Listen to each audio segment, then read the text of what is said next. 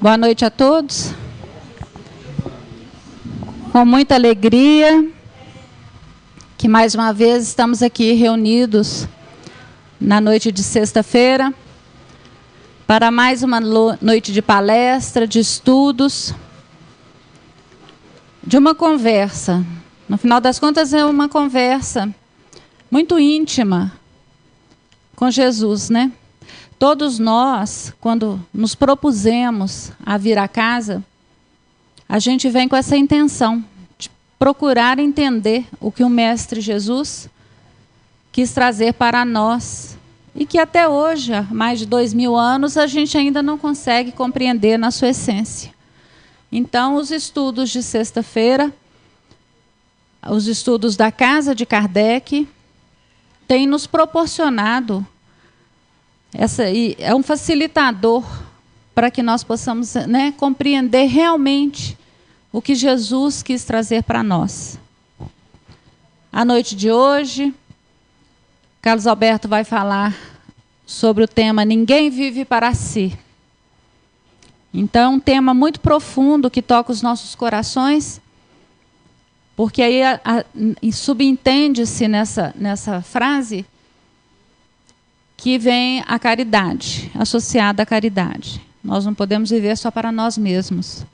A gente tem que compreender que o nosso próximo também necessita daquela sementinha, né? E a gente, como multiplicadores, porque a gente já tem essa condição de vir buscar na casa espírita, então nós somos multiplicadores dessa semente. Possamos, então, recolher as sementes do plano mais alto, através da palestra. Lembrando que a palestra é interativa, é uma conversa, é uma troca de ideias, é um estudo, é tudo junto. Então, quando quiser perguntar alguma coisa, não se inibam, é só levantar a mão, que o Gerson vai até vocês com o microfone, para que os nossos amigos da internet possam também participar.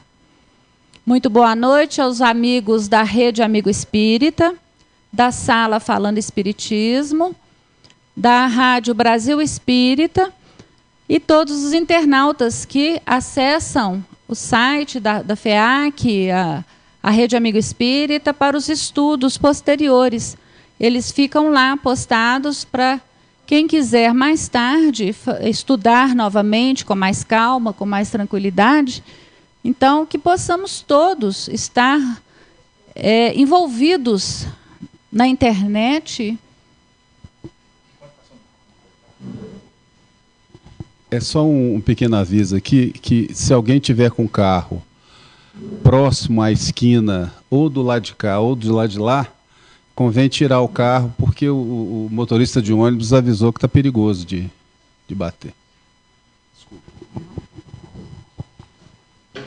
Fica aí o recado. Então, toda sexta-feira a gente fica atento que o ônibus tem dificuldade nas duas curvas da rua. Então, continuando a nossa preleção, que nós possamos, então, acessar na internet os estudos, não só daqui da casa, tem outros palestrantes também que colocam estudos maravilhosos, para que a gente enriqueça um pouco mais e compreenda mais o Evangelho. Neste momento, nos preparando para a prece inicial, vamos serenar os nossos corações, as nossas mentes, pedindo a Jesus que nos ampare, que nos proteja, que esteja no meio de nós, proporcionando o equilíbrio necessário, trazendo do mais alto, manipulando as energias necessárias para que nós possamos sair daqui com os corações mais tranquilos, com as mentes serenadas. Que a espiritualidade que coordena os trabalhos da casa nessa noite possa nos amparar, nos proteger e distribuir com cada um de nós aquele cadinho que nós merecemos para o nosso adiantamento. Que Jesus nos abençoe, nos ampare e nos proteja sempre. Que assim seja. Obrigado. Boa noite para todos. Que Jesus nos abençoe.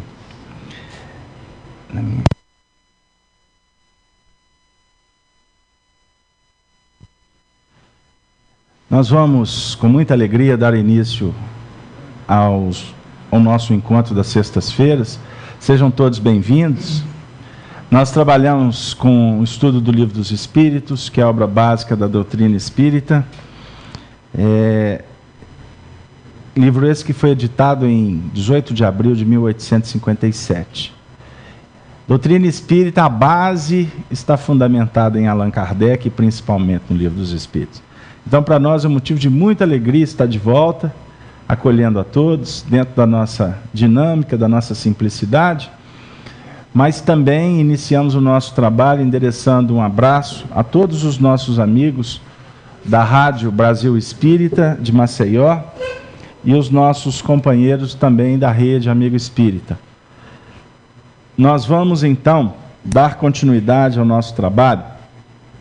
Estamos exatamente na segunda parte do Livro dos Espíritos, no capítulo 6º, no tópico que é intitulado Relações de Além-Túmulo, sendo que na última semana nós trabalhamos, aliás, nas duas últimas reuniões, nós trabalhamos a questão 283. Então, hoje, nós já vamos iniciar com a leitura da questão 284, onde Kardec formula assim aos espíritos: como é que os espíritos que não têm mais corpo podem constatar suas individualidades e distinguir-se dos outros seres espirituais que os rodeiam, por não terem mais corpos? Como que eles vão constatar as individualidades e vão se distinguir dos outros espíritos? Como é que se dá isso? Resposta: eles constatam suas individualidades pelo perispírito,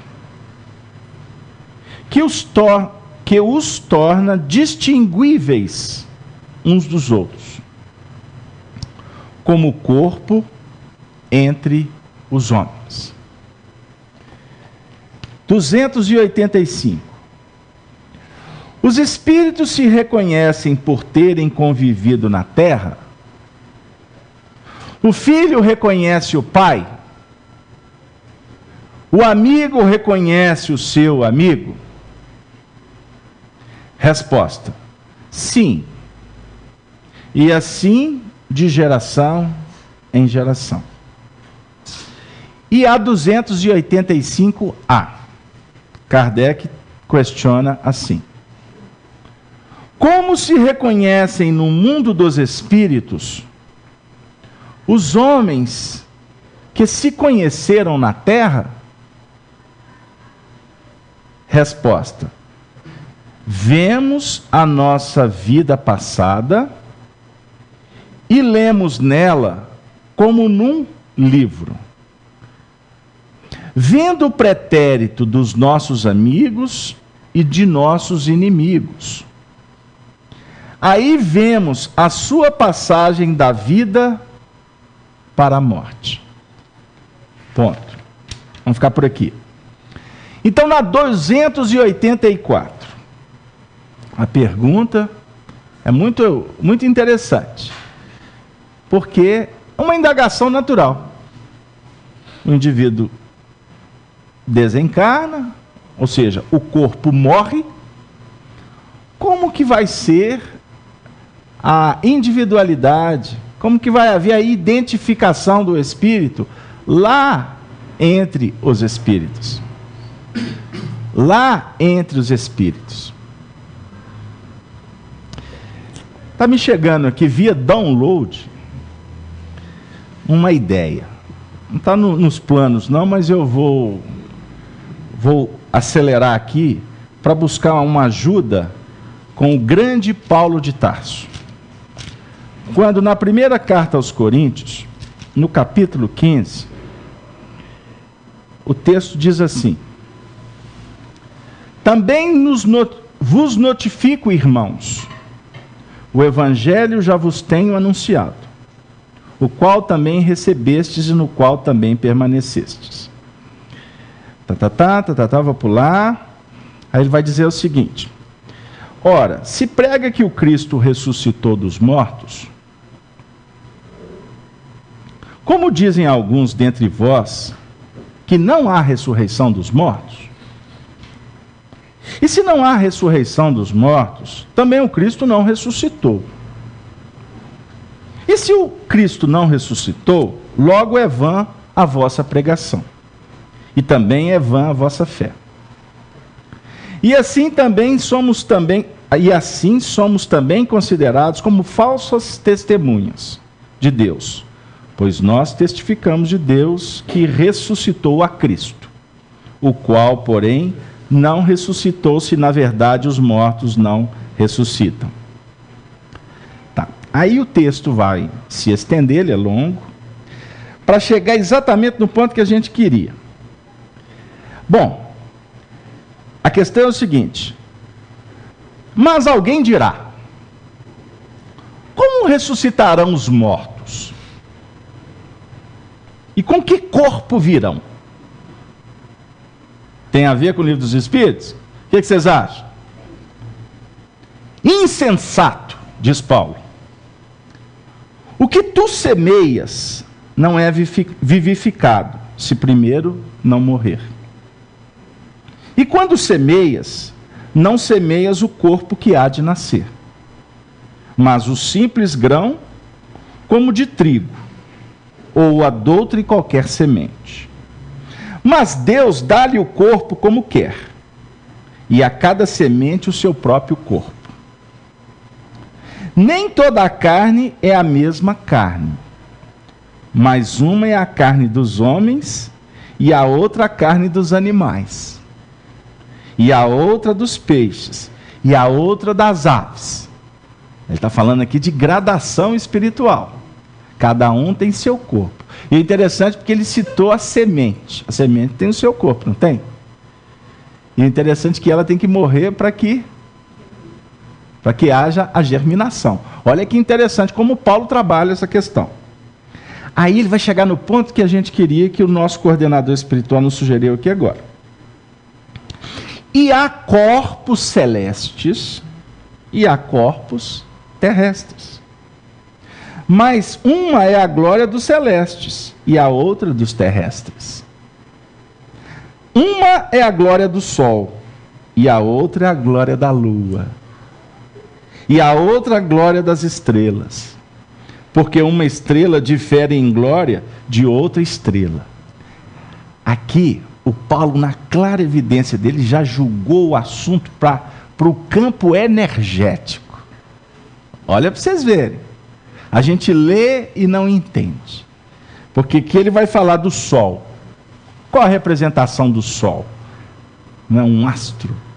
O astro que polariza tudo dentro do sistema dele. Então a Terra tem 1.300.000 vezes o tamanho do Sol, para menos. Não é isso? Agora o Sol, dentre outros astros, ele é um astro de quinta grandeza. Olha que interessante. E dentro da nossa galáxia, nós temos em torno de 100 bilhões de sóis. 100 bilhões de sóis. Como temos o nosso astro-rei. Agora, calculam os cientistas que existem em torno de 200 bilhões de galáxias. Então, o negócio vai se multiplicar. Então, aqui, vamos voltar para o perispírito. Para a gente não viajar demais, né? E se perder no cosmos. Mas daqui a pouco fica igual a Enterprise, lá do Capitão Kirk. Sua época? Ah, lembra? Dr. McCoy, Spock, o Capitão Jim Kirk, né? É isso mesmo? Voltando. Então, para não viajar demais na Enterprise, não é? Porque senão vai ter que ter reunião das confederações, vai decidir os destinos do universo. Mas a ideia aqui é o seguinte, é trabalhar num nível energético.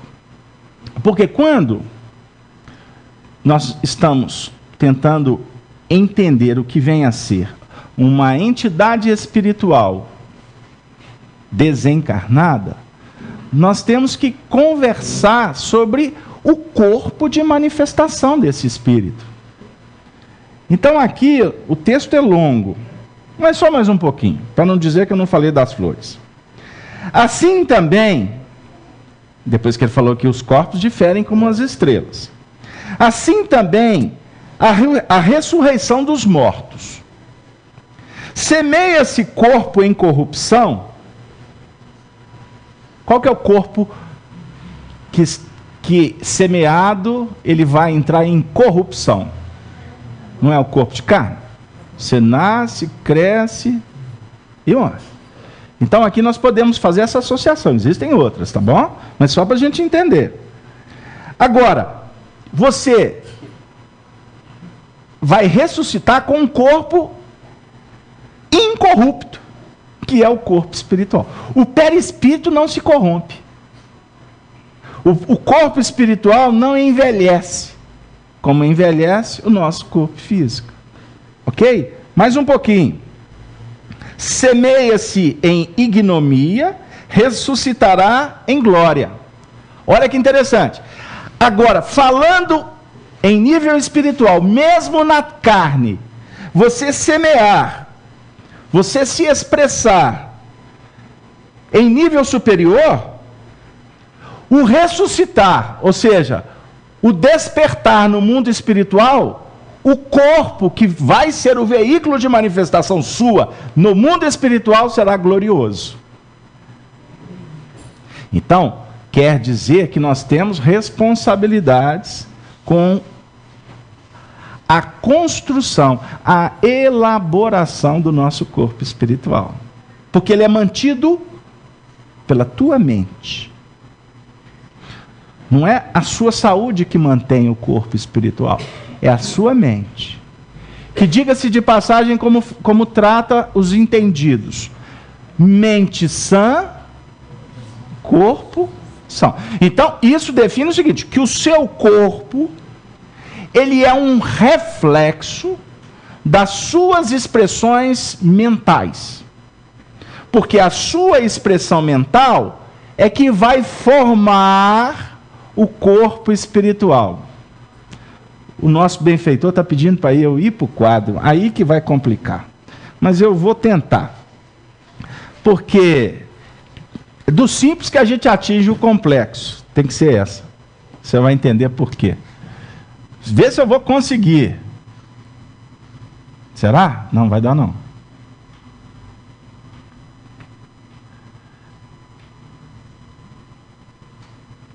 Eu estou tentando desenhar aqui uma maçã. Ficou muito feio? Péssimo, né? Eu gosto de vocês são sinceros. Ei, então uma maçã partida. E ela é partida, hein? Eu nem expliquei que ela está partida. É uma maçã partida. Então, olha como que Kardec nos ensina a doutrina espírita para refletir sobre o perispírito. Então, na maçã, por exemplo, nós temos 3 elementos aqui nesse meu desenho maravilhoso, que é a semente. Em torno da semente nós temos a polpa, não é isso? A polpa. E depois da polpa nós vamos ter a casca. Então vamos fazer uma associação do desenho da maçã com a nossa estrutura de manifestação? O que vocês acham? Dos 3 elementos, o que nós podemos chamar de espírito? A casca, a polpa ou a semente? Agora os encarnados, só os espíritos responderam. Como é que é? A semente? Aí fala assim, como é que é aquela história? Né? Quando morre não vai para a semente? Não tem uns negócios assim? Quando morre vira semente? Quando não morre, vocês entram num acordo. Por favor, nós estamos numa reunião cristã. Né? Vira semente ou não vira semente? Você não casa. Agora já colocou casamento na história, meu Deus. Bom, deixa o adágio para o lado. Então a semente representa o espírito. Tá bom. E a polpa da maçã representa o quê? O corpo físico ou o corpo espiritual? O que vocês acham? Como é que é? O corpo físico ou o corpo espiritual? Márcia? O corpo físico? E a casca é o corpo espiritual? Ô, gente, ou é ou deixa de é. Vamos lá, né? Então tá. Então a polpa da maçã, tô gostando. O negócio tá pegando fogo. E não é? Com esse tempo frio nosso, quanto mais quente, melhor. Então é o seguinte, então a polpa representa o perispírito. E a casca representa o corpo físico. Aí tem gente que fala assim, como é que você está? Anda numa casquinha. Hein? Já ouviram isso? Isso é antigo. Hein? Então o que acontece? Na realidade, o nosso corpo físico, portanto, é a casca da maçã. Que nem sempre a casca está dizendo o que está dentro, não é assim? O que vocês acham? O que está fora pode ficar complicado e lá dentro também pode estar bem. Não pode? Tanto que eles falam assim, que uma maçã podre pode contaminar o cesto inteiro. Não pode? Então isso é uma ideia muito interessante para a gente refletir. Porque se a semente, que representa o espírito, ou eu vou chamar aqui de corpo mental, ou a dinâmica da mente, ela está produzindo, ela está numa dinâmica de vida, a polpa e a casca vão receber por consequência. Então, quando o espírito desencarna, ele não vai ter mais a casca, ele vai ter a semente e a polpa. Agora, essa polpa, que nós estamos trabalhando aqui, com Paulo de Tarso, no nível energético, ela pode refletir uma dinâmica mental desviada. Porque quando Jesus fala sobre o reino de Deus, o reino de Deus não está em lugar nenhum a não ser dentro da gente. Em síntese, foi o que ele disse. Não é? Quando você quiser conversar com Deus, você fecha a porta do mundo de fora e fala com aquele que te ouve e etc. Reino de Deus é estado de alma. É elaboração mental,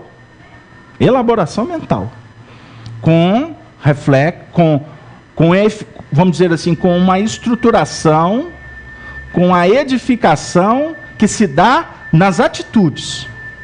Então o reino dos céus não pode ficar só na elaboração, não pode ficar só na filosofia, porque se ficar só na filosofia, desencarna-se muitas vezes bem aqui na Terra, mas falido por dentro. Isso é muito comum. Em reuniões mediúnicas nós atendemos muitos, inclusive autoridades de religião, que chegam assim, meu Deus, perdi meu tempo. Achei que era só a humilha, só a internalização, e não é isso. É muito mais do que isso. Porque a sua realidade é a realidade mental. Mas é uma realidade que eu posso, assim, numa linguagem atual, tecnológica, falar que ela se expressa muito mais virtualmente do que na prática.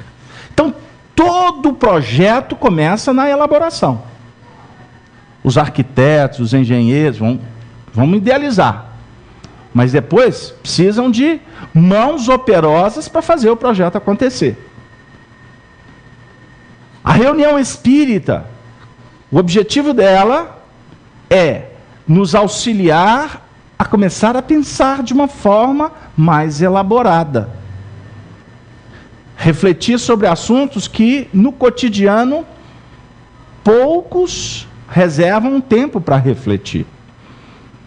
Porque na dinâmica da vida nós temos desafios. Porque o espírito vai evoluir num campo horizontal. É o simbolismo da horizontalidade. Convivendo, Na minha época, batendo cartão. Hoje tem cartão, mas não, né? Tudo é digital, né?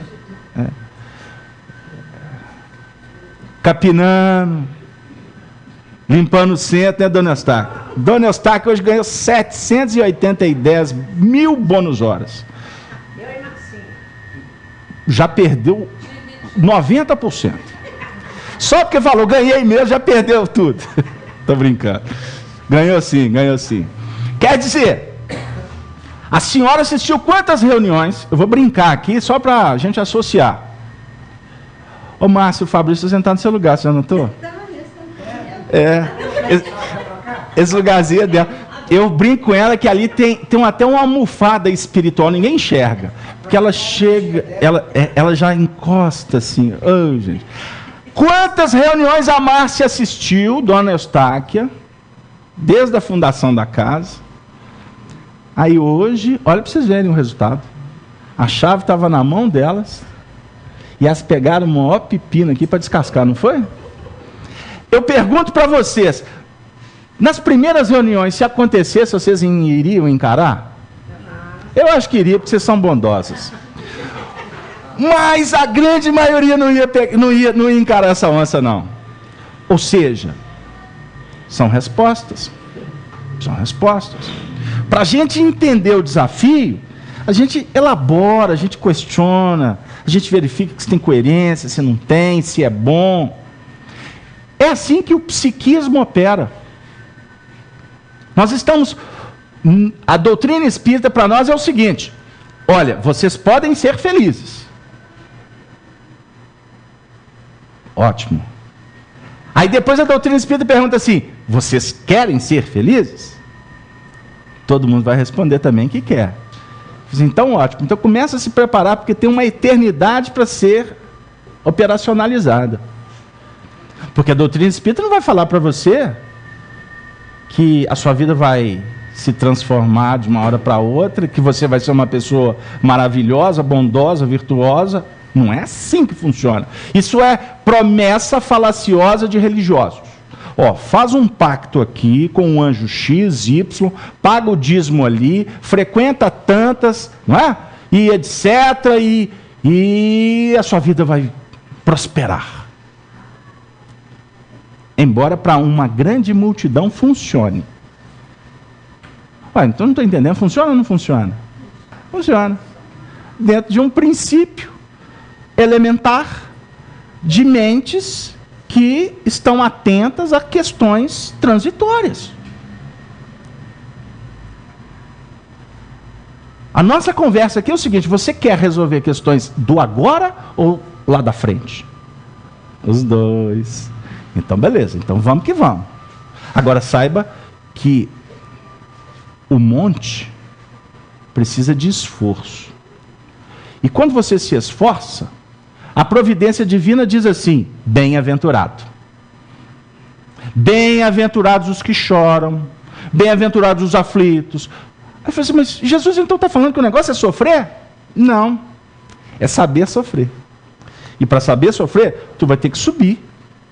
Você vai ter que se esforçar. É o que a gente aprende com Allan Kardec: o bem e o mal sofrer. Justiça das aflições. Aflição existe no mundo para nos ajudar. Uma grande maioria de nós que estamos na casa espírita, estamos aqui porque o negócio está pegando. Porque se tivesse tudo nas nuvens, será que a gente estaria aqui hoje? Eu sei que vocês estariam. Provavelmente eu não. É o que eu brinco com vocês. Já imaginaram se eu ganhar na Mega Sena? Vocês vão ver Casalberto no centro? Eu acho que não. Acho que não.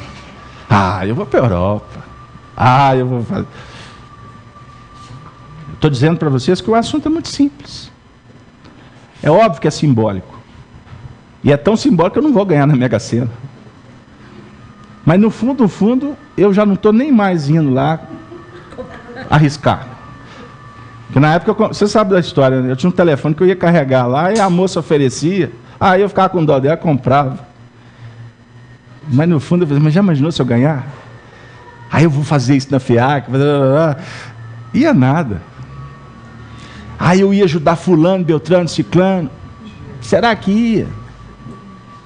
Então o negócio é entender que tá difícil, mas aonde come 8, come 9.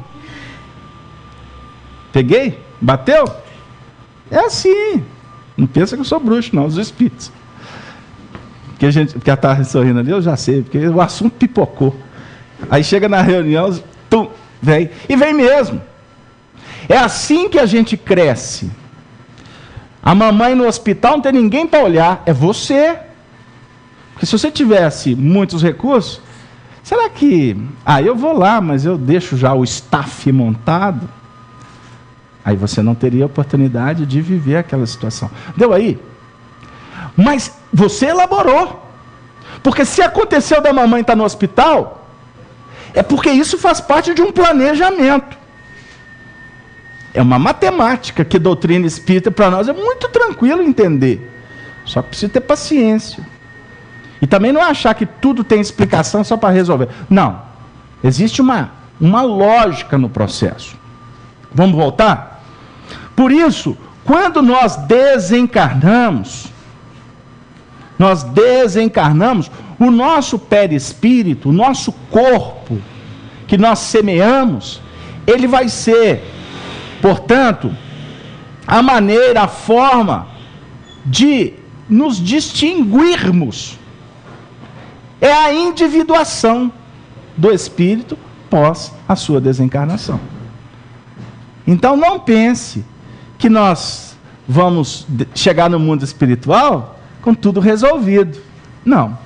Você vai chegar no mundo espiritual exatamente se apresentando como você semeou durante muito tempo.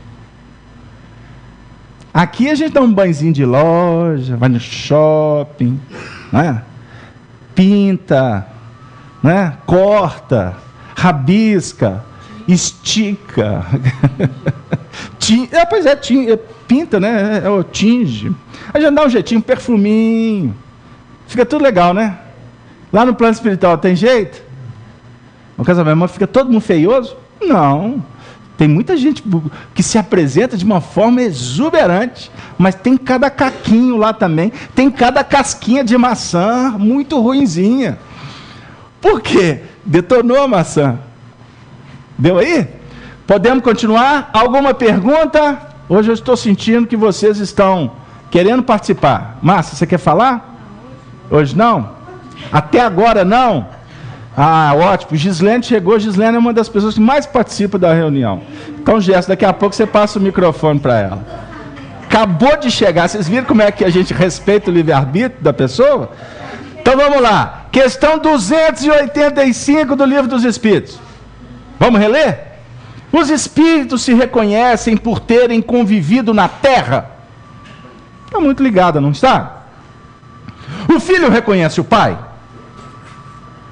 O amigo reconhece o seu amigo? O que vocês acham?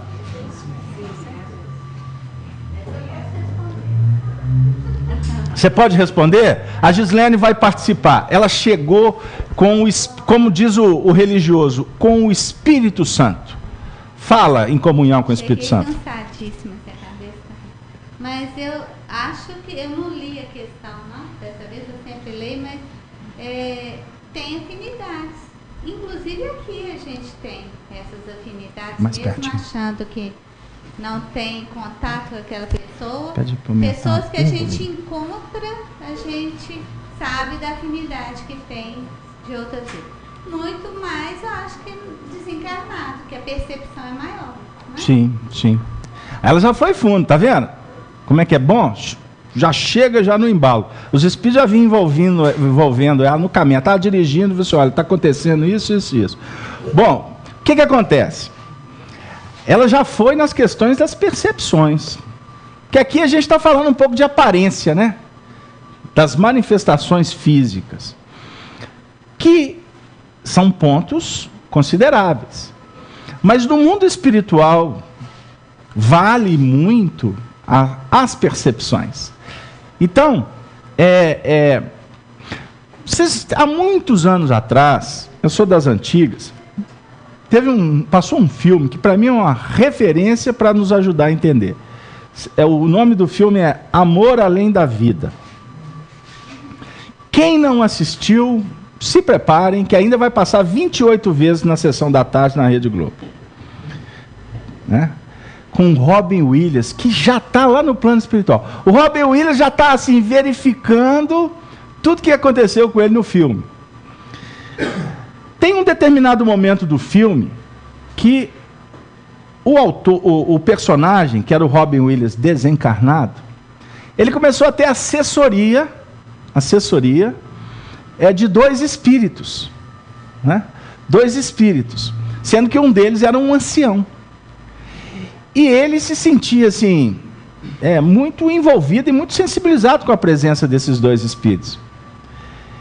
E para ele, eram 2 espíritos muito familiares.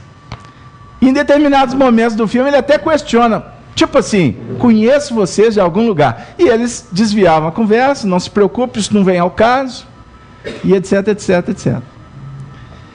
E na realidade, eu posso contar, não é o final do filme não, mas se eu não falar essa parte, não vai ter graça.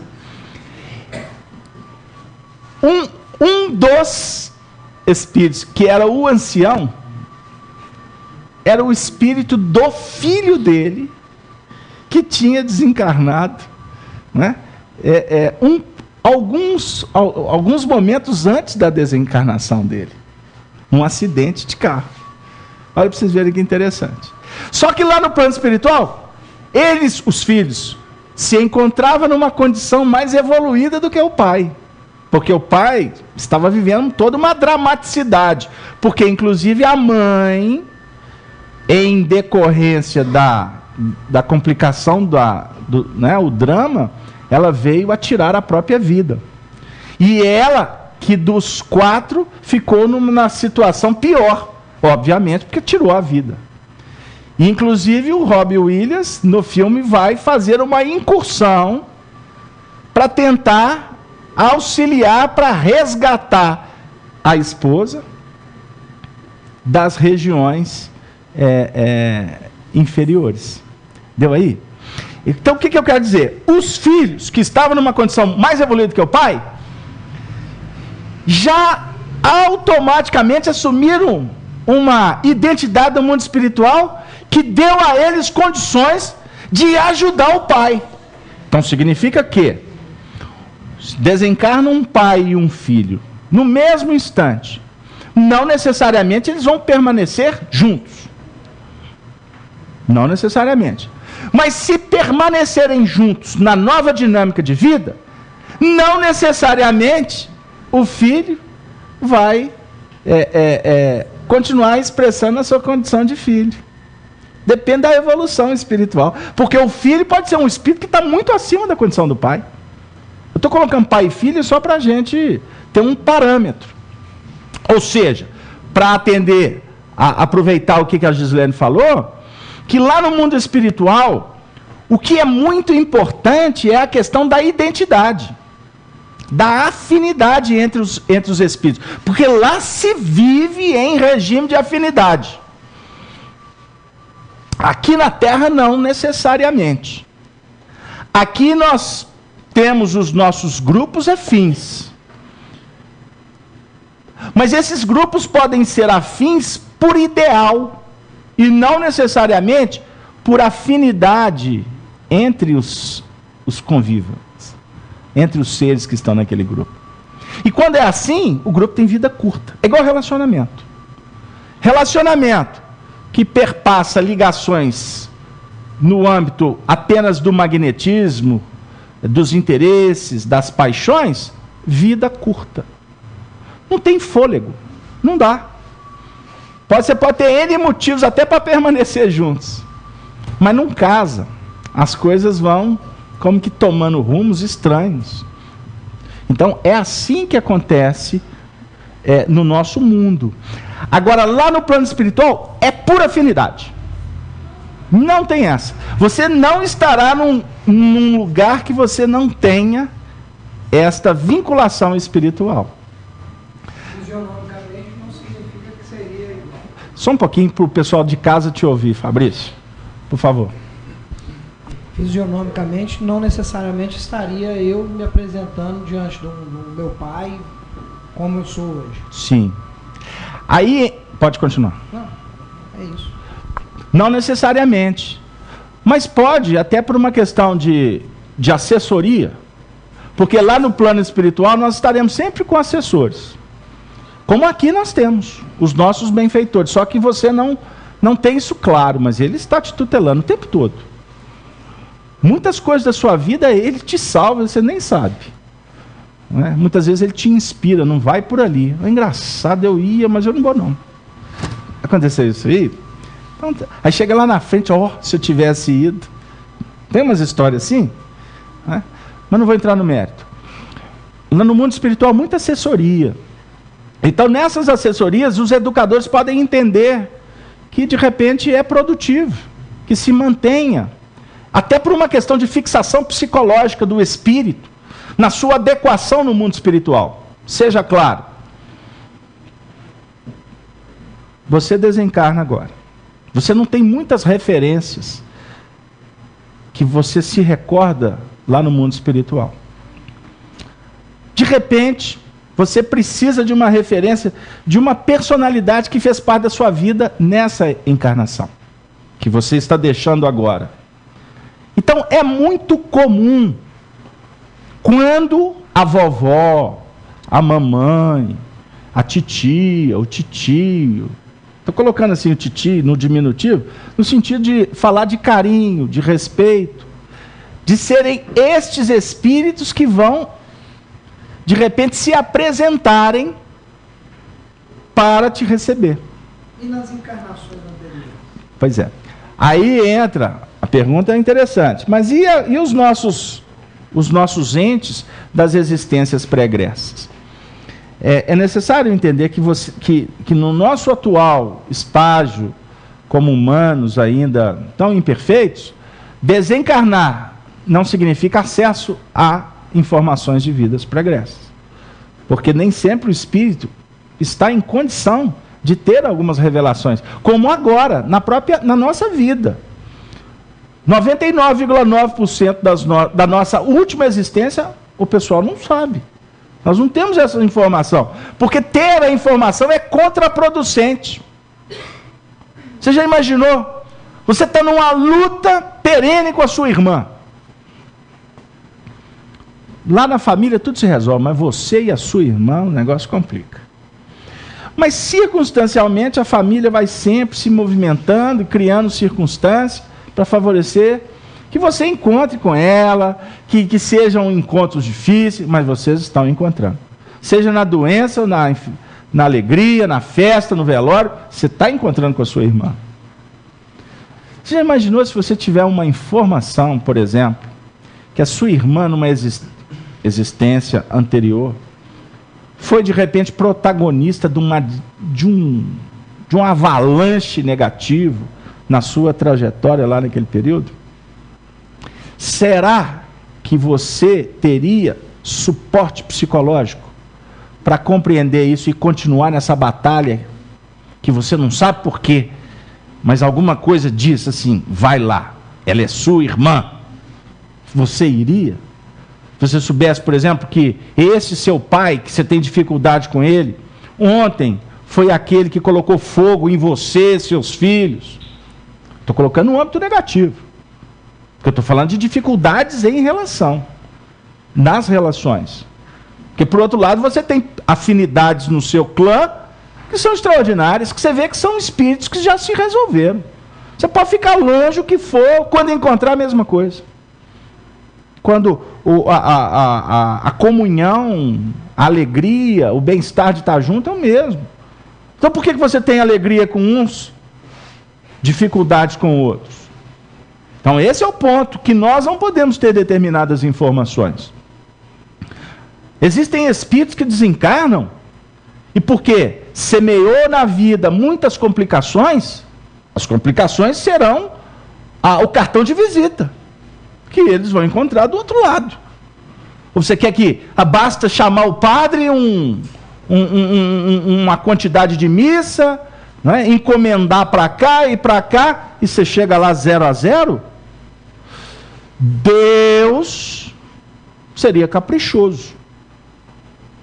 Deus não seria a inteligência suprema do universo, como julgam os religiosos, que basta você fazer um mercadozinho que fica tudo bem. Não é assim. Uai, e aquele que lutou a vida toda, foi justo, trabalhou, dedicou, foi carinhoso, foi bondoso, foi educador? Como é que é a tratativa? É a mesma para um celerado? Por alguém que tem prazer em esquartejar o outro? Não pode. Ah, mas vai para o inferno. É outra ignorância. Porque Deus também não é justiceiro.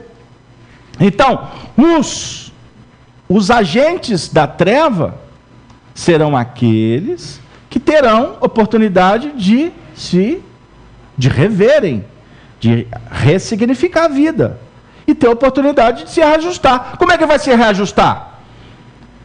Por que nasce uma criança, uns poucos anos de vida, se descobre uma doença que vai se arrastar pela vida inteira? Por quê? Que nasce uma criança surda? Problema de DNA? Básico, né? É. Mas qual o DNA dos pais? Do próprio perispírito do reencarnante. Por que isso? Eu gosto de contar um exemplo de um coração muito querido, que é da minha família, que também externa o mesmo carinho. E sabe que eu conto essa história em algumas palestras que eu faço. Ela viveu na Alemanha nos tempos da Segunda Guerra Mundial. E foi um período muito difícil para ela e para uma nação, né?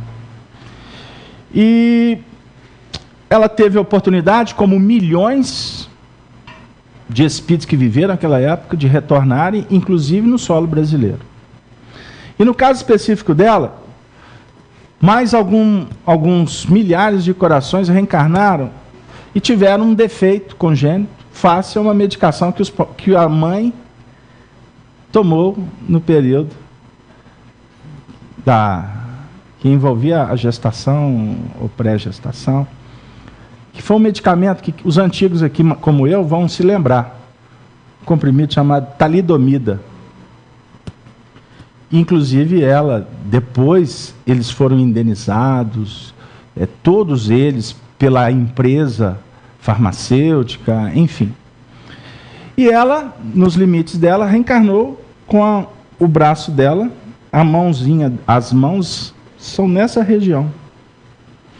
E ela é mais ou menos da minha idade, então quando a gente era pequeno, né, a gente achava aquilo curioso, mas assim, todos ficavam constrangidos, e ela, uma pessoa extremamente alegre, e não se sentia constrangida, enfim, e a vida foi passando, e ela se tornou, inclusive, referência da família, em termos de conduta, de equilíbrio, de bondade, um espírito assim, muito, muito, muito amigo e com muitos dotes, com muitos valores.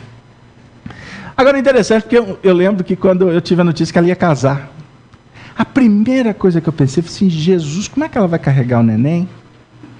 Como é que ela vai carregar o neném? E eu tive a oportunidade de, muitos anos depois, de ter ido na casa dela e ter assistido cenas que não saem da minha mente. De uma excepcional cozinheira, de uma excepcional mãe, de um carinho, de uma habilidade. Aí a gente observa como que os impedimentos, na realidade, são oportunidades para que os espíritos desenvolvam outras habilidades. Não é? Como um companheiro que nos contou uma história muito interessante, que hoje um cadeirante, um atleta cadeirante, não sei se o termo técnico é esse, se não for, espero não ser processado, mas ele, com 18 anos de idade, o sonho dele era fazer medicina. Ele conheceu uma moça, ficaram noivos, mudaram do Rio Grande do Sul para o Rio de Janeiro para fazerem faculdade. E a história foi se desenrolando. Um dia, eles foram abordados por um assaltante e ele começou a usar uma força exagerada para cima da noiva. O rapaz foi, de alguma forma, defender, tomou um tiro e ficou paraplégico. E depois desse momento, ele entrou num processo de uma depressão profunda, ficou um ano de cama, sem querer ver o mundo, completamente revoltado, e foi acontecendo coisas na intimidade dele, enfim, não vem ao caso, até que parece que a doutrina espírita, ele encontrou respostas, e aí ele foi trabalhando, foi se soerguendo, enfim, saiu da cama. Começou a vencer, a ter uma vida de superação. E ele foi se agigantando tanto, que, resumindo a história, foi ele, eu não sei o nome dele, confesso, foi ele que foi o responsável para trazer o esporte do basquete para o Brasil, dos cadeirantes. Aí, resumo da história. Um dia, ele foi fazendo palestra, ele foi questionado, né? Ele fazendo depoimento do que é, qual que foi o que foi superação para ele, o que significava isso. Aí perguntaram para ele assim, então nós podemos concluir que foi bom ter acontecido tudo isso, depois de uma brilhante exposição? Aí ele respondeu assim, olha, do fundo do meu coração, eu não vou dizer que se eu encontrar com um assaltante, eu vou agradecer a ele. Estou sendo honesto, eu não vou fazer isso. Mas eu queria dizer o seguinte, que se não fosse aquele acontecimento, eu jamais iria desenvolver os potenciais que eu consegui desenvolver. E, acima de tudo, a coragem de fazer. E de hoje, me sentir feliz como eu sou, e não como que a sociedade olha para mim. Então, são depoimentos, são histórias que nos falam, no fundo do nosso coração, nos fazem refletir sobre essa questão das nossas responsabilidades e do entendimento que a gente vai tendo com relação às lutas. Eu falei uma coisa, eu já falei isso aqui e vou repetir, porque eu escutei isso no supermercado essa semana. Eu sou assim meio... Esse povo do interior fala demais, né? Já ficou sabendo disso? Então, aonde eu vou, eu sempre estou conversando com alguém e tal, e tem na minha época chamava venda, mas hoje as vendas são muito grandes, né? Aí tem um supermercadozinho lá perto de casa, e eu vou lá sempre, conheço todo mundo e tal. Aí teve um dia... E eu conheço todas as meninas que trabalham no caixa, né? E eu chego lá, tem dia que uma tá assim, aí eu falo, por que você tá triste? Você brigou com o namorado? O que sua mãe fez? E aí eu vou puxando papo e vou fazendo amizade com todo mundo. Eu sei que tem uma lá que é minha amiga, eu só chamo ela de minha amiga e ela de meu amigo. A moça bonitinha, de uns 18 anos, e ela fica assim, eu fico doida para sair daqui. Eu falo assim, calma, minha filha, a vida. Aí eu vou conversando.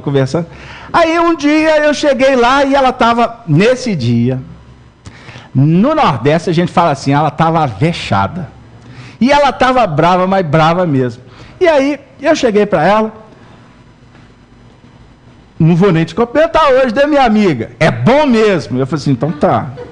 Aí ela foi, e graças a Deus, nesse dia, eu tive condição de comprar um pouquinho a mais, quer dizer, tinha mais coisa para passar, então eu demorei mais, né? Porque, né? Sempre é rapidinho, viu, dona Eustáquia? Mas nesse dia deu sorte. Aí o que aconteceu? Na hora que já estava lá no final, acho que ela estava passando já o ovo, vovó. Já estava na hora do ovo e do alface, que eu sempre deixo por último, né? As verduras para não amassar, o ovo para não quebrar. Isso é técnica, né? Você sabe como é que funciona. Aí o que aconteceu? Na hora que eu já estava lá no ovo, ela virou para mim e falou assim, eu estou vendo que você está calado, você nem brincou hoje, é porque eu tô brava, né? Eu disse, não é não, a vida é assim mesmo. Não, mas você sabe o que é? É que a minha vida não resolve. Eu estou com um problema que... Aí ela começou a empolgar de novo. Eu falei assim, calma, você me permite falar uma coisa para você? Ela falou assim, pode.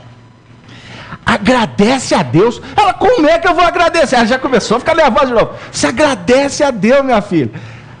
Aí, por quê? Porque se você está com um problema na mão, é porque você tem condições de resolvê-lo. E quero te dizer mais. Se existe um problema, é porque não acabou. Porque na hora que você resolveu o problema, acabou. Juntei meu ovo, meu alface, minha couvinha, hortelã, bom para pôr em suco. Pus na sacola, fui embora. Uma semana eu voltei. Estava acelerado. Ai, meu amigo, vem cá, eu quero eu ser, mas tá bom. Deixa os caixas tudo vazios, eu tive que ficar na fila maior para chegar nela.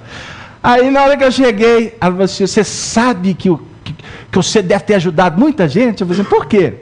Porque eu pus no meu Face. Eu falei assim, o que você pôs no seu Face, minha filha? Eu pus no meu Face a frase que você me falou aqui. Que se tem um problema, é porque não acabou. Mas é isso. E a gente está querendo tocar o bonde, querer empurrar as coisas, na expectativa que tudo tem que ficar bom, simples, fácil, leve, solto. O desafio é para que nós desenvolvamos habilidade. Como é que você vai ser identificado no mundo espiritual, Nilza? Geração em geração. Como é que pai vai reconhecer filho e filho vai reconhecer amigo? Essa pergunta aqui, ela fala mais do que está escrito. Porque aqui a gente está assim, então eu vou encontrar com o papai? Vou encontrar... minha expectativa. Será que eu vou encontrar... Não, com ela não, já aturei 38 anos. Eu quero... Não, nós não estamos falando nesses termos. O pai, os espíritos estão falando assim, o pai vai ser reconhecido pelo filho. Que exuberância um filho reconhecer um pai que foi pai, que deixou testemunho. Porque o pai, tem uma música belíssima do Fábio Júnior, Pai. O pai é pai herói. Todo filho olha para o pai na expectativa de estar olhando para um Superman. Todos os filhos. Agora, bem-aventurado o pai que entende isso. E que trabalha para ser pai. Pai. Vocês já imaginaram o amigo reconhecendo o amigo? Quantos amigos, quantas amigas passou na sua vida, Eustáquia, que hoje está lá no plano espiritual, de repente você nem lembra, ou aqueles que você se recorda que foram significativos. Aí a gente fica pensando, o que nós estamos fazendo para deixar uma pérolazinha no coração de alguém, sendo amigo, seu morto? Jesus, no capítulo 15 do Evangelho de João, diz assim, que não existe amor maior, não existe amor maior, ele é peremptório, do que dar a vida pelo seu irmão, pelo seu amigo. Dar a vida. Não é isso? Dar a vida. Não é dar um minuto, não é dar atenção.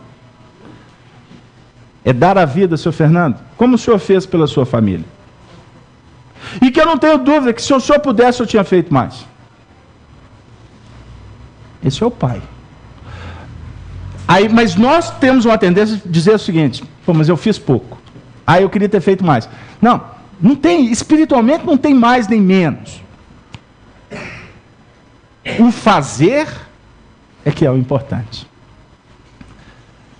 Nós temos dúvidas, todos nós, acredito eu, se a gente fez o melhor. E tomara a Deus que a gente continue com essa dúvida. Mas é uma dúvida produtiva, não é uma dúvida para você ficar assim, como a maioria que olha para o caixão, a maioria dos homens despedem no enterro com a consciência pesada, podia ter feito mais. Ou que pena que eu não fiz. É minha mãe, agora eu vou sentir a falta dela. Não são conversas que a gente vivencia nesses momentos? Então por quê? Como definem? Tem algumas frases que eu gosto de ouvir. Se você tiver que fazer uma homenagem, faz em vida. Faz em vida. Eu tive um amigo, tenho um amigo, que tive a oportunidade de escrever um livro a partir das memórias dele. Me refiro a Arnaldo Rocha. Pena é palavra humana, né? Pena que eu encontrei ele já muito na frente. Mas eu sabia que quando nós nos reencontramos, no início da última década do século passado, alguma coisa me dizia que nós teríamos pouco tempo para fazer alguma coisa de importante. E durante esse pouco tempo nós vivemos muito intensamente uma amizade. Ele desencarnou, agora dia 29 de outubro vai completar 2 anos. Nasceu ele em 1922, lá em Tiradentes. Com 26 anos casou com uma mulher maravilhosa, em todos os sentidos, que foi Irma de Castro Rocha. Ficou conhecida no nosso meio espírita como Meimei, que é um espírito uma benfeitora, principalmente na área da infância, da juventude, das crianças. E quando nós convivíamos, eu tinha uma certeza que a gente tinha que viver intensamente aquele momento, porque ele seria curto, ele seria breve. E como foi? Mas foram praticamente 12 anos de muita troca, de muito aprendizado, de muito carinho. E eu guardei uma lição nessa história. A gente vive determinadas coisas na nossa vida de N maneiras. Você pode viver intensamente, com qualidade. Você pode viver de uma forma indiferente. Você pode viver cego. Você pode ter uma performance das mais variadas, de acordo com o seu mundo mental, com seus interesses. Agora, qualificar as relações é o que efetivamente Jesus está nos propondo. Porque qualificar a relação significa crescer intimamente. Porque, como define Emmanuel,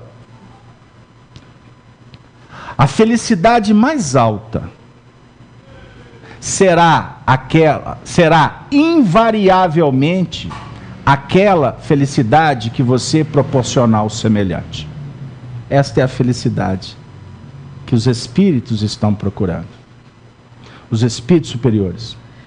Por isso é que eles se dedicam, eles abrem mão de uma série de coisas para dedicar, para cuidar, como um pai, como uma mãe, como um filho, como uma filha.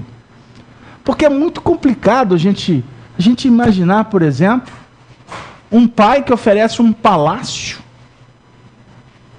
coisas maravilhosas para filhos, e nos últimos momentos da vida dele, ele ser enfiado dentro de um quartozinho de empregada lá no cantinho da casa. É muito contraditório. Mas nós vivemos num apartamento de 2 quartos, tem o quarto nosso, tem o quarto dos filhos, tem a sala, é o lugar que sobra. Isso é conversa que nós devemos ter com a nossa intimidade, não é para se debater em público. Mas a minha reflexão é uma reflexão de profundidade e ampla. Nós trabalhamos com doutrina espírita assim. Você pega um assunto e começa a trabalhar a base espiritual dele, e daqui a pouco você faz assim, ó, como pombas. Você solta pomba para todo lado. pombo correio, né?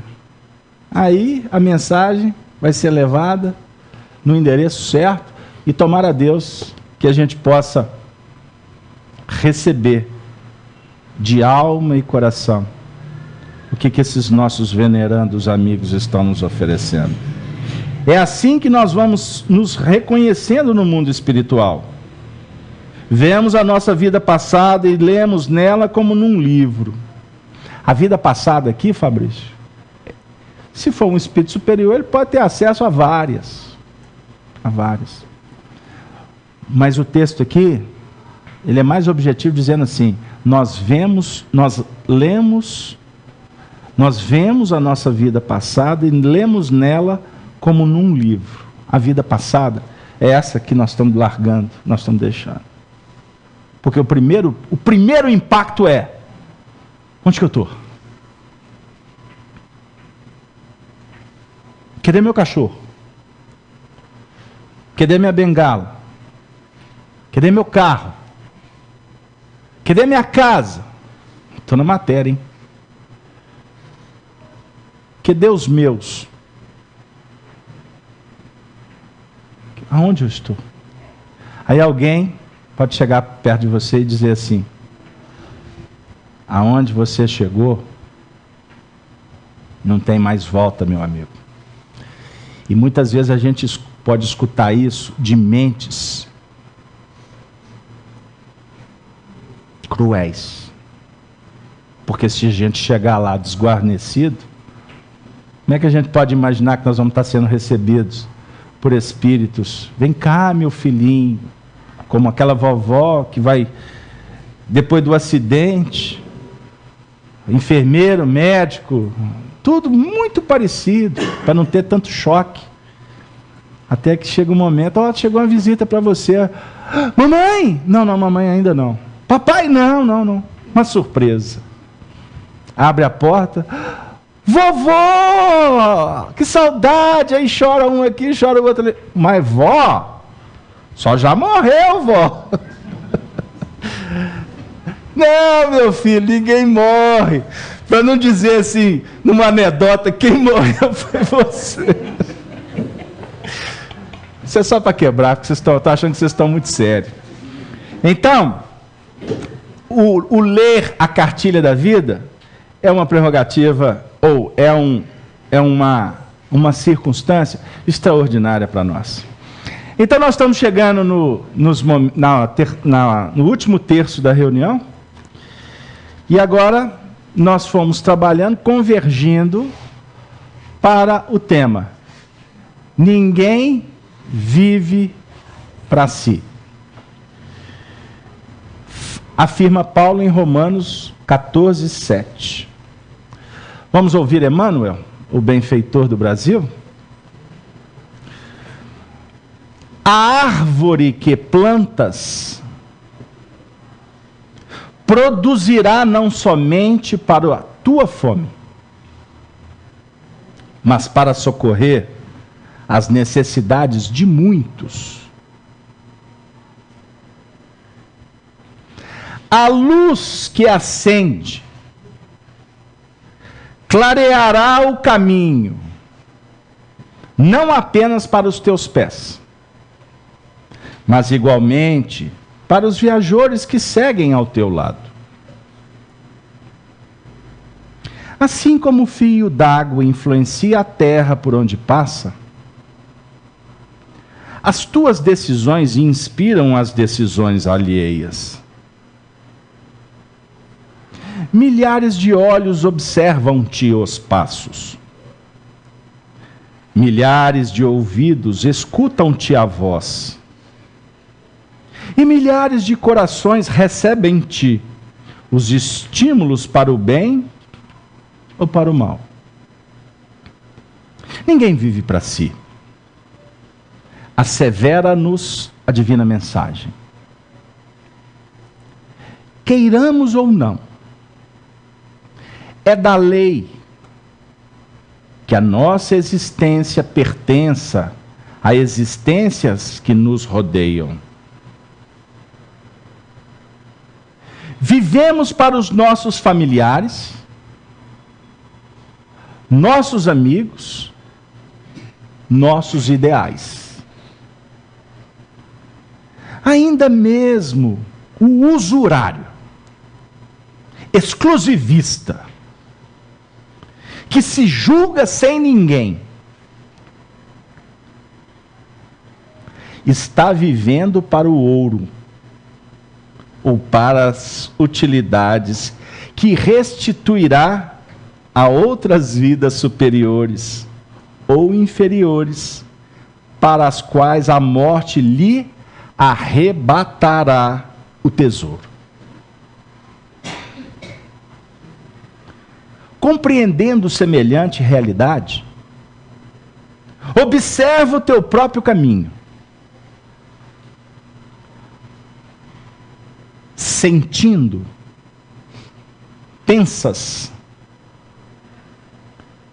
pensando, realizas. E tudo aquilo que constitui tuas obras, através das intenções, das palavras, dos atos, representará a influência de tua alma, auxiliando-te a libertação para a glória da luz, ou agravando-te o cativeiro para o sofrimento nas sombras. Vigia, pois, o teu mundo íntimo e faze o bem que puderes, ainda hoje. Porquanto, segundo a sábia conceituação do apóstolo Paulo, ninguém vive para si.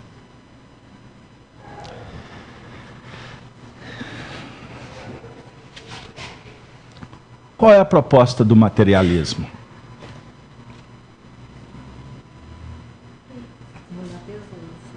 Do mundo de César. Viver pensando só em si. No fundo, costumamos usar discursos que falam até de que estamos cuidando do outro. Mas na realidade, na maioria das vezes, até em atitudes que envolvem o semelhante, as pessoas estão atendendo aos seus próprios anseios. Em tese não está errado. Em tese não está errado. Porque você é uma individualidade. Você é espírito. Você está numa família de passagem. De passagem. Você está aqui e pode não voltar amanhã. Ok? Você tem que pensar na sua conservação, na sua preservação. Isso é um instinto natural, é lei. Preservação. Isso é animal. Isso é conquista. Eu falo animal porque é conquista, não é primitivismo. Então, a mesma dinâmica que um cão está lutando para se preservar contra a temperatura, as adversidades, ele está fixando isso. Nós já passamos por esse estágio. Nós hoje somos espíritos humanos. Já vivemos a retaguarda, porque a evolução é uma cadeia extraordinária. O verme será um anjo um dia. Não vou entrar no mérito para não bagunçar o coreto. Mas nós queremos dizer que, dentro desse movimento de evoluir, você busca amealhar, trazer para si. Mas a cada movimento que você traz para o celeiro, a vida te impulsiona a devolver o que recolhestes. Porque você não vai guardar. Você não guarda matéria. Você não guarda pessoas. Nada disso. O seu filho hoje, ele está seu filho. Ele não é o seu legítimo filho. Casalberto, eu corri e batizei. Você está falando o quê? Ainda bem que você correu. Filho, marido, esposo, pai, mãe, amigo, são espíritos que estão num processo de evolução. E que, circunstancialmente, estamos ocupando posições para que uns possamos ajudar os outros. Oferta e procura. É a lei do mercado? Oferta e procura? Por que não? Vamos falar assim. Nossa mente é refletora. É um espelho. Então, quando você produz, existe uma mente que, se ela posicionar o espelho na direção da sua produção, ela vai recolher o que você está oferecendo. Mas ela também vai devolver isso pelo processo da própria reflexão. Só que o receber e o entregar, no momento em que passa por ti, você aprende com aquela circunstância. Então você está aprendendo hoje, sendo pai, filho, irmão, patrão, empregado. Você está aprendendo com essa experiência. Mas ela não é única. No seu sentido de que, depois que acabar isso aqui, acabou, fechou a tampa. Não. Mas no sentido de que ela é única, porque você precisa de aprender com ela, nós precisamos de valorizar essa circunstância. E não deixar escapar as mínimas coisas pela nossa indiferença. Um amigo, você convive muito com ele, me disse assim, me telefonou outro dia. Aí eu atendi. Como é que você está? Ele não deixou nem eu responder que eu estava bem. Aí lá na frente ele perdeu o fôlego, que é característica, né? Principalmente de médium. Médium fala.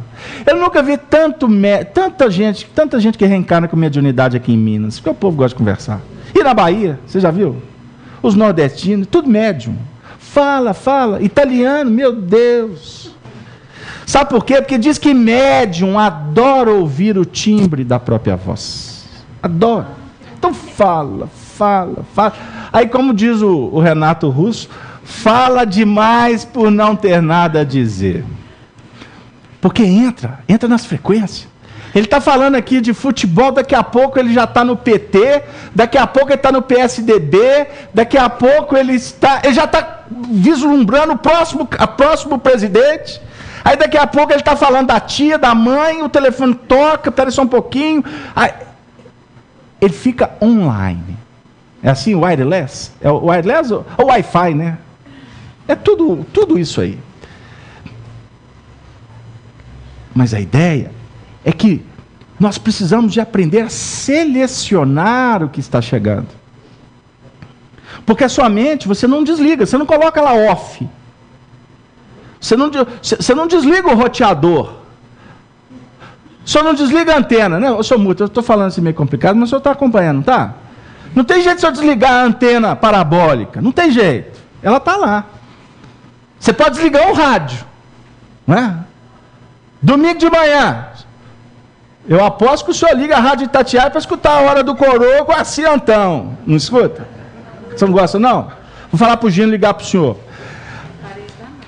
O senhor pode desligar o rádio, mas a sua mente fica lá plugada. Então todas as partículas te visitam. Márcia, você escuta a hora do coroa, não hora? Você... Nós não somos parentes. Jesus! Então você fala para ele que eu falei bem, tá? Ela é parente do homem que faz o programa. Então vamos voltar. Casa espírita é um problema. Tá vendo? Fala demais.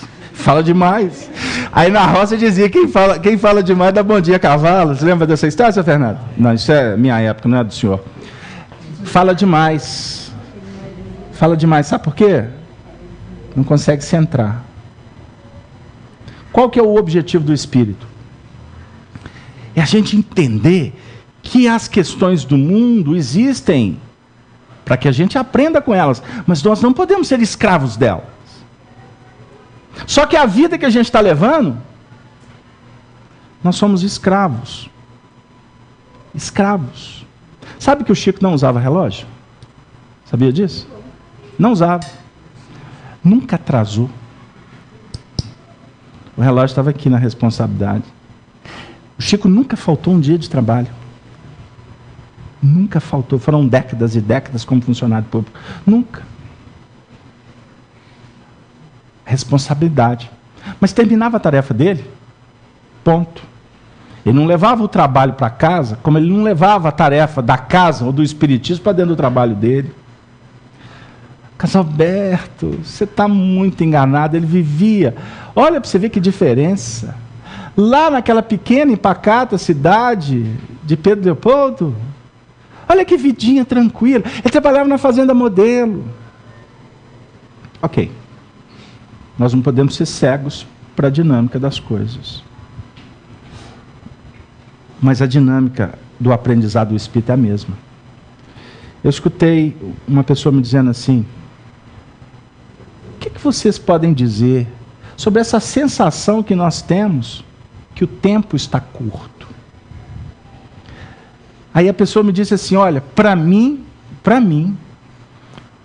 a nossa forma de computar o tempo é que está errada. Eu falei assim: ótimo, então você vai conversar com os grandes analistas. Porque na realidade é o seguinte: nós somos os mesmos. E o tempo está passando, o tempo está passando, o tempo está passando uma velocidade. E o dia não tem 24 horas. O dia, para mim, está com 20, 18, 16 horas. Porque o que eu fazia antes, eu não consigo fazer agora, no mesmo período. Então, observem os nossos desafios na atualidade. E se a gente não abrir o olho, nós vamos ficar igual a esse usurário que o Emmanuel citou, que a Márcia prestou atenção, não foi, Márcia? Aquele usurário que vive com os olhos voltados para o ouro. Ele só pensa naquilo. O que vai acontecer com ele? Quando ele voltar para o mundo espiritual, ele vai restituir tudo que ele guardou em celeiros para outras vidas, sejam superiores a dele ou inferiores a dele. Não é assim? E os bens espirituais? O que nós estamos fazendo deles? E a oportunidade, o tempo está passando. A gente conversa muito isso aqui, não é? Segunda-feira mesmo eu falei na nossa reunião mediúnica. A quem estava aqui era Dona Mirtz. Dona Mirtz sumiu.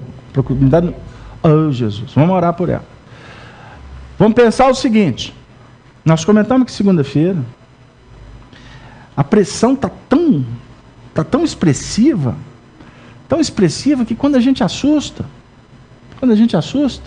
a oportunidade foi embora. E ela não volta. Como diz Emmanuel, a única coisa que a gente não consegue parar é o tempo. Agora, a oportunidade que vem com o tempo e a gente não aproveita, ela voltará um dia, mas num outro tempo. Ou seja, numa outra circunstância, que se agora é favorável, amanhã pode ser espezinhante, pode ser dilacerante. Não sei se deu lá. Eu costumo dizer o seguinte: quando a gente tinha oportunidade, tinha mais tempo, né? Aí a gente lia. Hoje, é difícil até para você ler um livro, não é assim? Agora, o médium precisa de estudar, ele precisa de preparar. Então é muito complicado. Tem hora que eu falo aqui para um companheiro que está na mesa: qual livro que você está lendo? Não estou lendo livro nenhum. O que eu falei outro dia? Não sei até quanto que eu posso te garantir a mesa. Gislene até virou na cadeira quando eu falei isso. Nossa, Carlos Alberto, você é bravo. Não sou bravo. Eu sou justo. Se o indivíduo quer desenvolver a mediunidade, ele precisa estudar. Ele precisa se preparar. Não é verdade? Como que eu posso manter você na reunião se você não se compromete com a dinâmica da mediunidade? Porque não é só vir à reunião. Não sei se deu lá.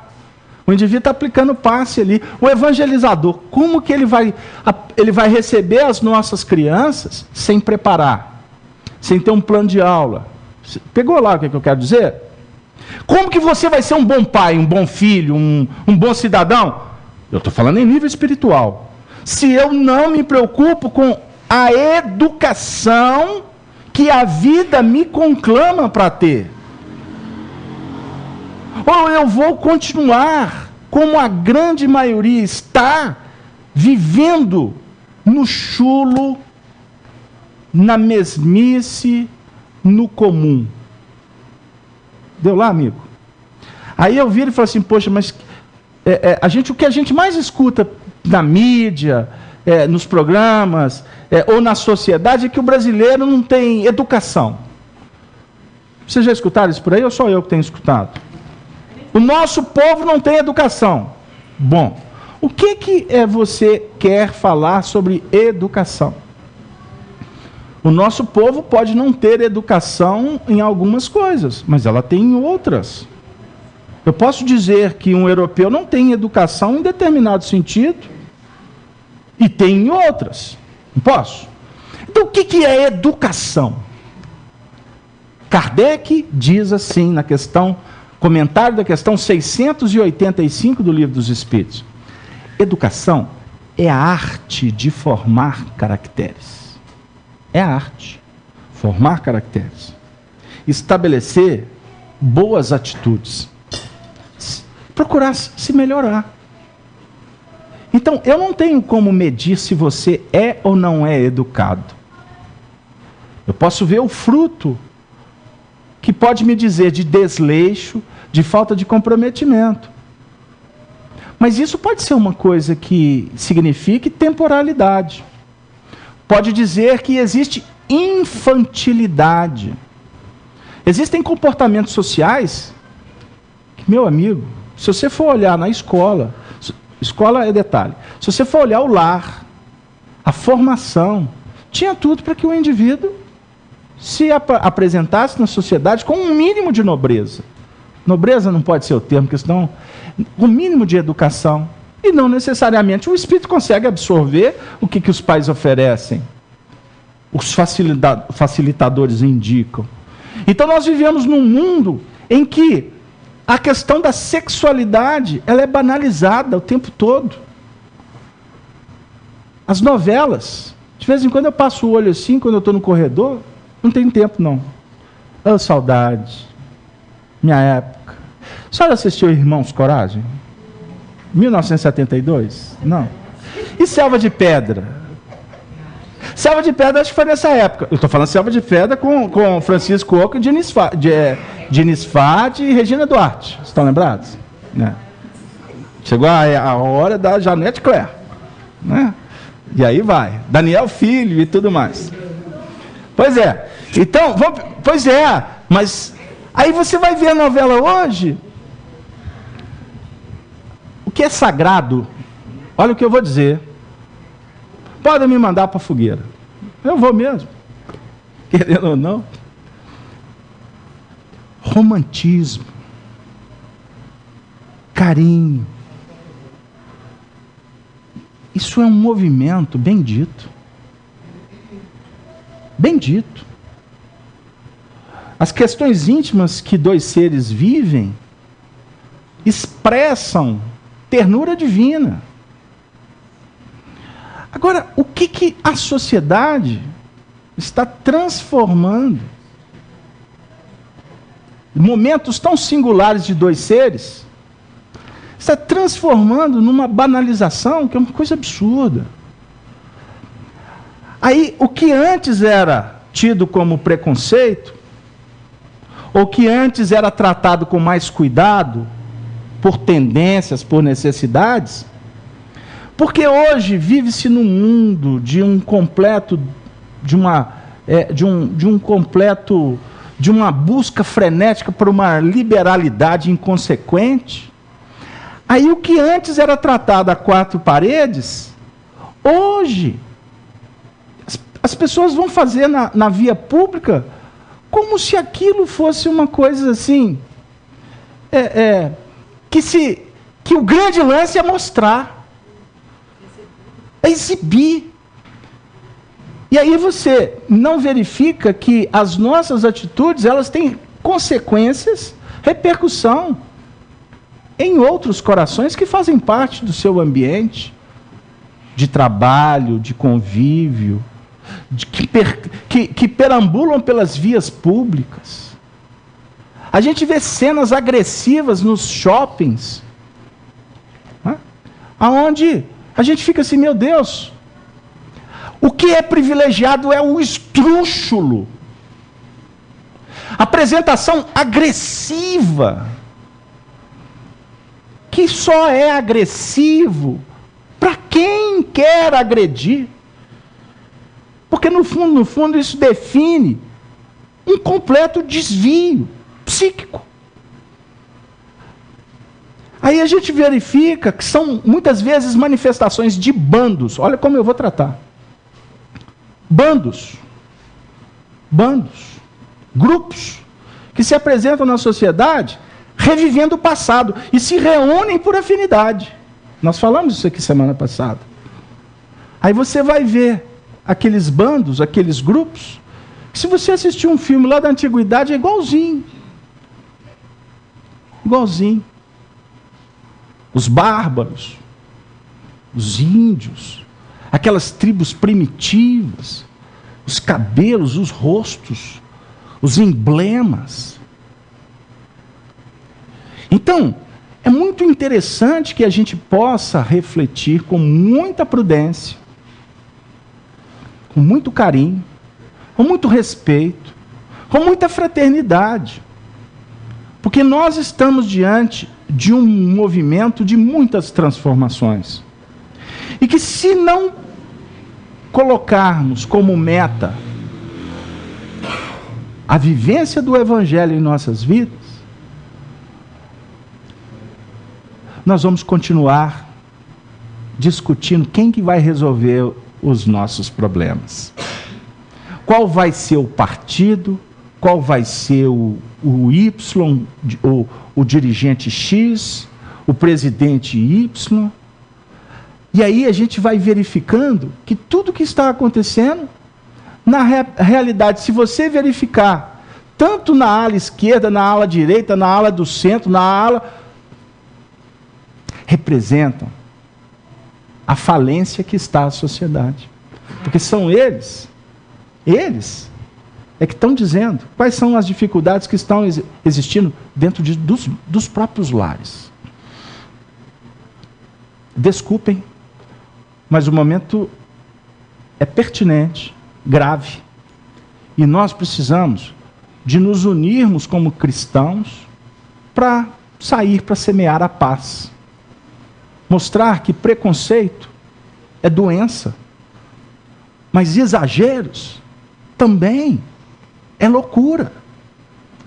Respeitar o outro é tarefa de um homem justo, de alguém que vai deitar a cabeça no travesseiro e se sentir em paz. Então, desacatar uma autoridade, seja ele um professor da escola pública ou da escola particular, desacatar familiares, desacatar, isso tudo precisa de ser cuidado com mais atenção. Cuidado com mais atenção. E acima de tudo, com muito amor. Porque Jesus, como define Paulo de Tarso, ele não quer a morte do pecador. Jesus vem ao mundo para cuidar do pecado.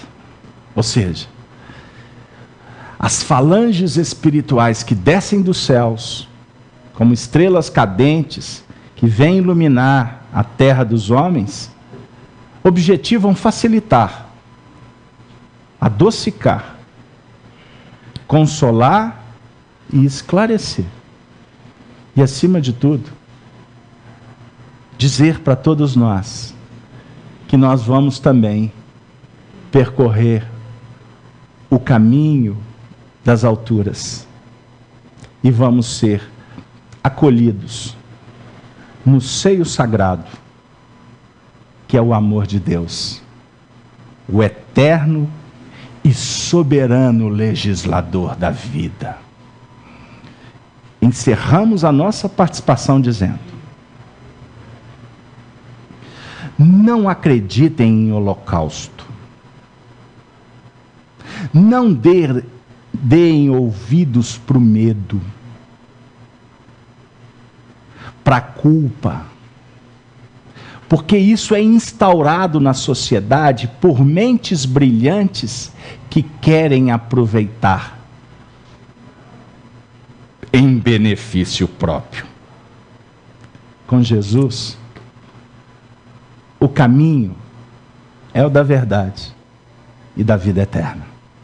Por isso ele se deu em holocausto para dizer para nós que, como um campeão de um túmulo vazio, a proposta é seguir o que é essencial. Porque, por enquanto, nós estamos preferindo dar ouvido para os túmulos caiados, que estão cheios de ignomia, de falácias, de arrogância e de vaidade. Com Jesus, o caminho sempre será o da simplicidade, da manjedoura, da humildade dos mestres, das bênçãos dos médicos, dos professores, e o amor soberano das mães. Que Mãe Santíssima Maria abençoe a todos nós, abençoe as famílias aqui representadas, pois a sociedade irá se soerguer não pela mão dos homens,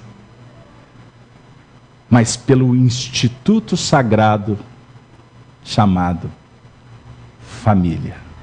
Que a família cristã se faça hoje, agora e sempre.